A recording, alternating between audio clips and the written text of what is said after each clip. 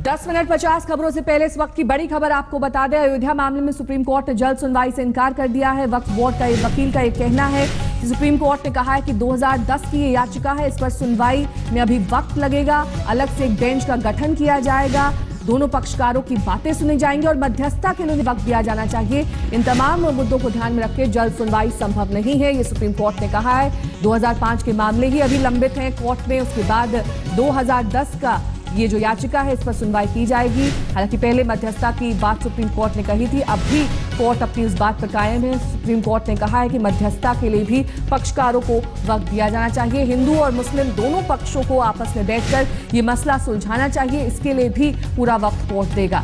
इसलिए जल्द सुनवाई संभव नहीं है। विचार विमर्श इस पूरे मामले पर, इस पूरे मसले पर किया जाना चाहिए और जल्द सुनवाई से इनकार सुप्रीम कोर्ट का। तो अयोध्या मामले में सुप्रीम कोर्ट की ये बड़ी टिप्पणी, सारे पक्षकारों को और समय दिया जाए, विचार विमर्श के लिए और समय देना चाहता है कोर्ट। मध्यस्थता की पहले ही पेशकश हो चुकी है, इसलिए दोनों पक्ष आमने सामने बैठे, हिंदू और मुस्लिम दोनों आमने सामने बैठकर इस मसले को सुलझाएं और विमर्श के लिए समय देगा कोर्ट। इसीलिए जल्द सुनवाई इस पूरे मामले में संभव नहीं है। ये माना जा रहा था कि आज कोर्ट में इस पूरे मामले की सुनवाई शुरू होगी, लेकिन जल्द सुनवाई संभव नहीं है, इससे इनकार किया है सुप्रीम कोर्ट ने। वक्फ बोर्ड के वकील का क्या कुछ कहना है, सुनिए।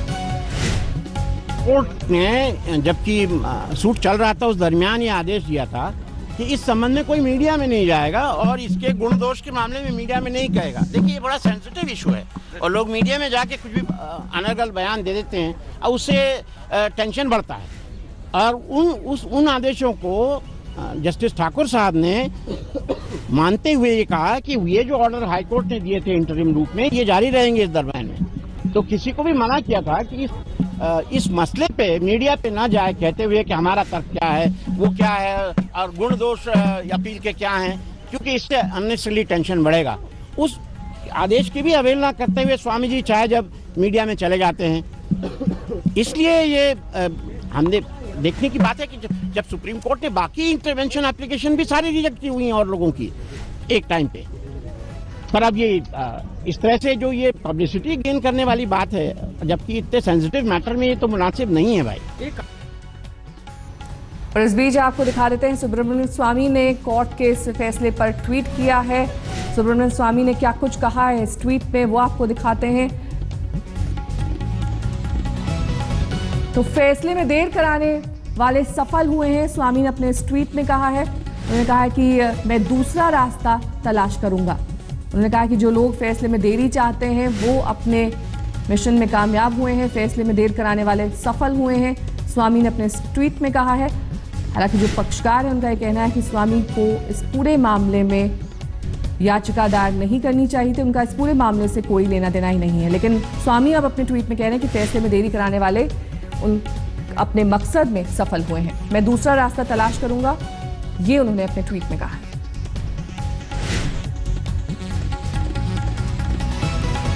अब से कुछ ही देर पहले हमने पक्षकार जफरयाब जिलानी से बात की, उन्होंने क्या कुछ कहा, सुनिए।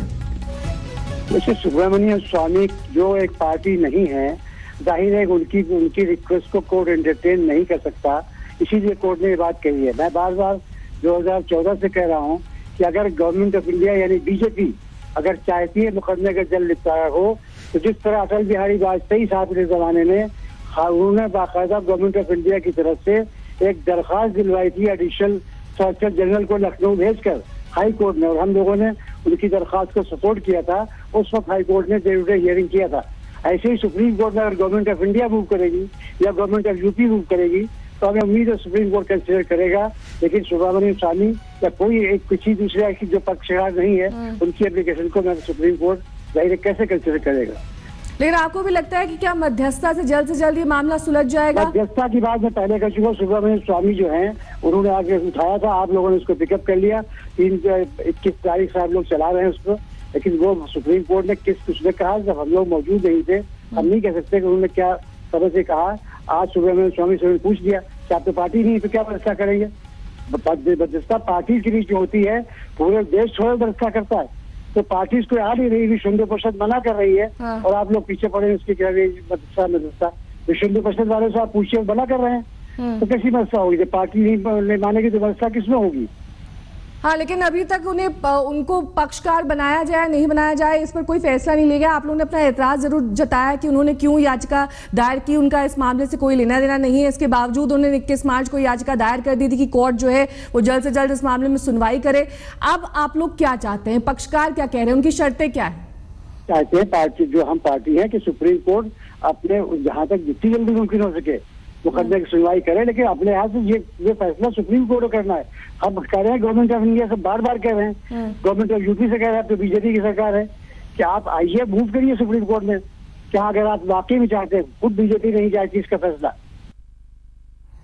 इस बीच आपको बता दें कि सुब्रमण्यम स्वामी ने ट्वीट किया है कोर्ट के इस फैसले पर। आपको वो ट्वीट दिखा देते हैं। उन्होंने कहा है कि जो फैसले में देरी चाहते हैं वो सफल हुए हैं। जज ने कहा उनके पास वक्त नहीं है और मामले को खारिज कर दिया। देरी चाहने वाले अपने मकसद में कामयाब हुए, मैं दूसरा रास्ता अपनाऊंगा। ये ट्वीट आया है याचिकाकर्ता सुब्रमण्यम स्वामी की ओर से।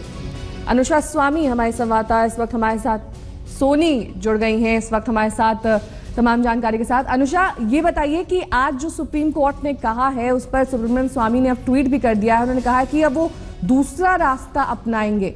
क्या है ये दूसरा रास्ता? देखिए, साफ तौर पर एक बात मैं यहाँ रखना चाहूँगी कि जब तक ये जो पूरा मसला है ये सुप्रीम कोर्ट में पेंडिंग है, किसी भी तरह का कानून या किसी भी तरीके की कोई और जो स्टेप्स हैं इस पर जो लिए जा सकते हैं, वो बहुत कम इसमें लोगों के पास राइट बचा। एक अर्लियर पुराना ऑर्डर भी है सुप्रीम कोर्ट का जिसमें कहा गया है कि प्रेस में या किसी और तरह से इस पर चर्चा नहीं होनी चाहिए। सुब्रमण्यम स्वामी को आज सुप्रीम कोर्ट ने साफ साफ ये सवाल पूछा था कि आपका लोकस क्या है, आपका अधिकार क्या है कि आप कोर्ट के आगे आ रहे हैं और इस तरह से मैटर को मेंशन कर रहे हैं। वक्फ बोर्ड की तरफ से, हिंदू टेंपल ट्रस्ट की तरफ से सभी पक्ष मौजूद थे और सभी ने बोला कि स्वामी का कोई लोकस भी नहीं है इस केस में, उनके पास कोई अधिकार नहीं है। इस बात को मद्देनजर रखते हुए चीफ जस्टिस ने बहुत साफ साफ कहा कि वो इस कोर्ट में किसी भी तरीके की मेंशनिंग इस समय नहीं कर सकते और कोर्ट कोई अगली तारीख भी नहीं देगा जब तक कोई पार्टी सामने नहीं आती, वक्फ बोर्ड या फिर जो लिटिगेटिंग पार्टीज है इस पूरे मसले में।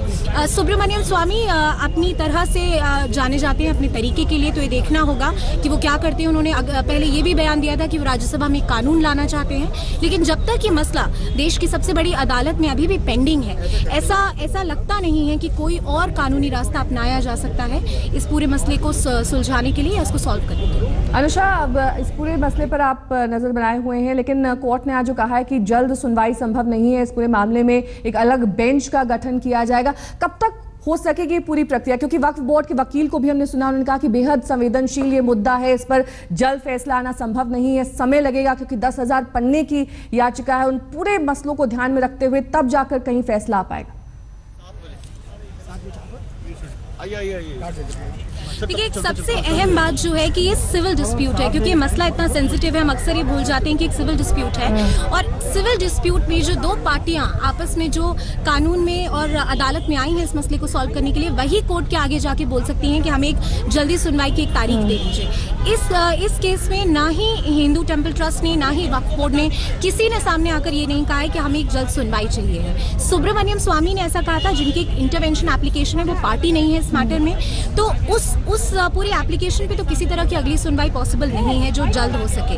वक्फ बोर्ड ने भी आज जो साफ साफ कहा वो यही कहा कि समय अभी सही नहीं है हियरिंग के लिए, जब हम तैयार होंगे हम आपको बताएंगे। तो ऐसा लगता नहीं है कि आने वाले समय में जल्द हम किसी तरीके की सुनवाई देखेंगे, बिकॉज दोनों पक्ष चाहते हैं कि थोड़ा और समय लिया जाए। बहुत बहुत शुक्रिया अनुषा इस तमाम जानकारी के लिए आपका। अनुषा हमारे संवाददाता जानकारी दे रही थी कि किस तरह से जल्द सुनवाई संभव नहीं है, कोर्ट ने भी कहा है और वो पूरा समय लेना चाहती है और पक्षकारों को भी पूरा समय देना चाहती है इस पूरे मामले में मध्यस्थता के लिए। अब वक्त हो गया है 10 मिनट में 50 खबरों का।